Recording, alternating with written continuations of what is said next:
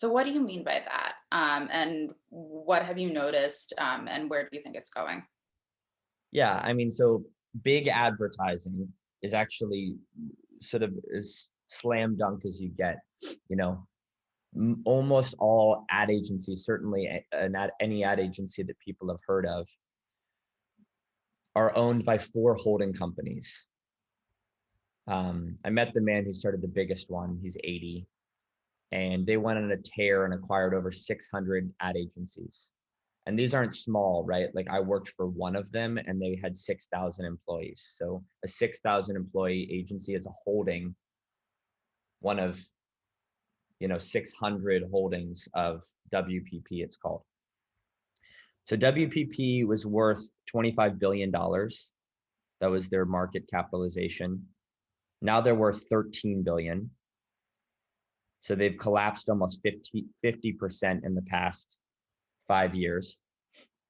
And they're taking these 600 agencies and they're colliding them into each other. It's called consolidation. So they're smashing together VML and YNR and turning it into VML YNR, or J. Walter Thompson and Wonderman and making it Wonderman Thompson, or Gray and AKQA and turning it into AKQA Gray.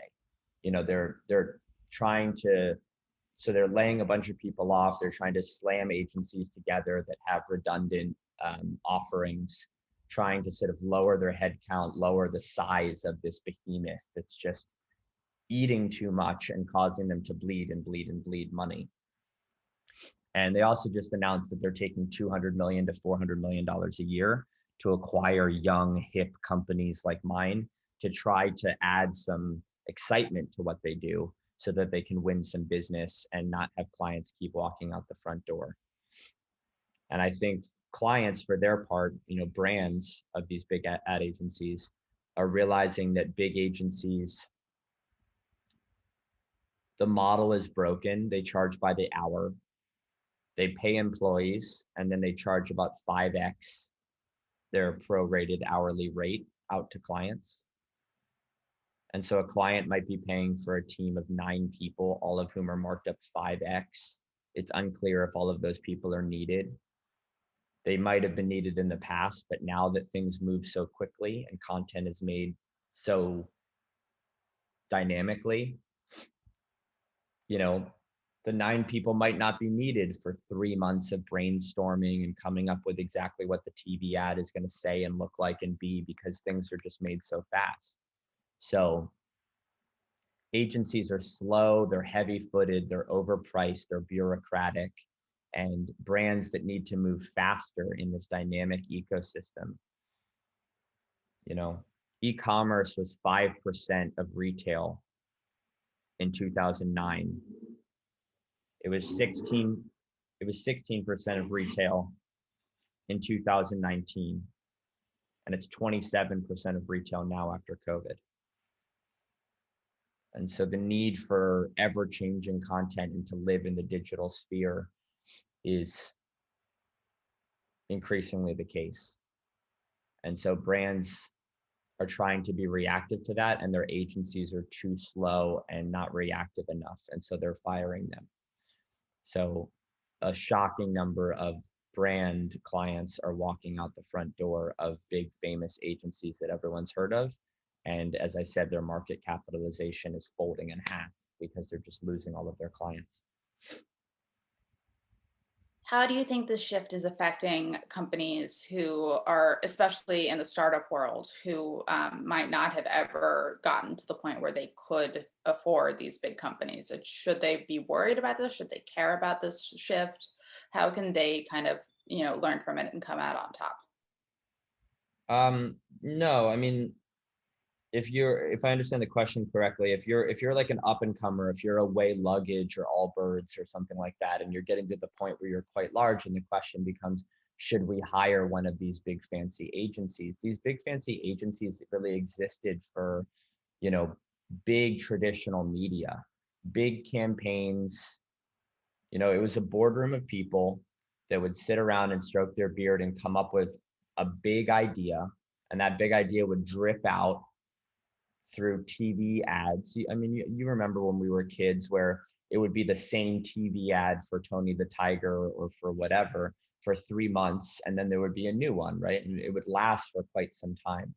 And so if you want to tell a brand story very carefully, very prudently, and very slowly in such a fashion that the same story is told in the same way for 3 months, you slightly permeate it 3 months later, and over years and years, you're telling some sort of a brand story. Now, the way people learn about brands is, online, digitally. They read reviews, they look at tweets. A brand is built by the customers, by people, by the chatter. It's not built by a boardroom coming up with the Marlboro Man and convincing you that smoking is cool. If like cigarettes were just becoming a thing today, it wouldn't be, Marlboro wouldn't have the power to tell the story of a really cool cowboy that smokes cigarettes and is effortlessly cool and wears the right blue jeans and so on, making you want to smoke.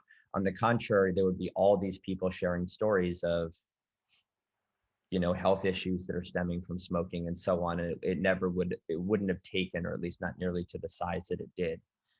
And so brands now are built from, it used to be built from the top downwards to all the people. And now it's built from the people downwards to the brand.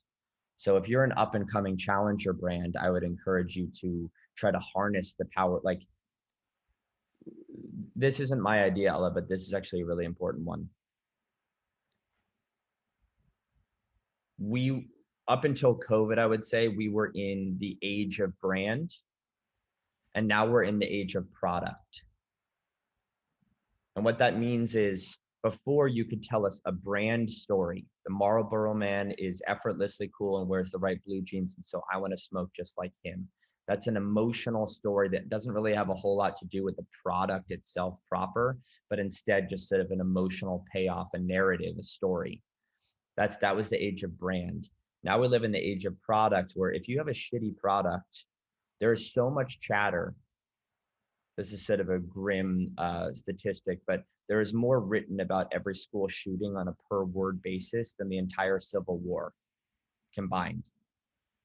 So we live in a world where there's so much chatter about anything, any product that comes out. There are thousands of reviews and tweets and people talking about it and so on. And that's how a brand's story and ethos is built. It's built tweet by tweet, review by review, comment by comment, Instagram post by Instagram post. It's not built from one boardroom coming up with like a beautifully tight, eloquent, verbose story about the Marlboro Man that drips out through elegant TV ads.